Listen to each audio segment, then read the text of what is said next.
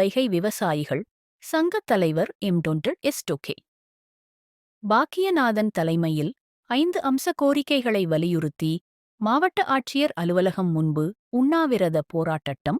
ராமநாதபுரம் மாவட்ட ஆட்சியர் அலுவலகம் முன்பு தமிழ்நாடு வைகை விவசாயிகள் சங்கம் சார்பில் ராமநாதபுரம் மாவட்டத்தில் அறுவடைக்கு தயாராக இருந்த நெற்கதிர்கள் அதீத கனமழை மற்றும் பருவம் தவறிய மழையினால் மீண்டும் முளைத்த நெல்லுக்கு ஏக்கர் ஒன்றுக்கு 8,000 அரசு வழங்க வேண்டும்.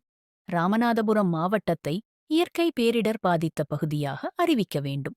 விவசாயிகள் வாங்கிய கூட்டுறவு கடனை முழுமையாக தள்ளுபடி செய்ய வேண்டும் உள்ளிட்ட 5 அம்ச கோரிக்கைகளை வலியுறுத்தி கொட்டும் கன மழையையும் பொருட்படுத்தாமல் ராமநாதபுரம் மாவட்ட ஆட்சியர் அலுவலகம் நுழைவுவாயில் பகுதியில் அமர்ந்து விவசாயிகள் உண்ணாவிரத போராட்டத்தில் ஈடுபட்டனர்.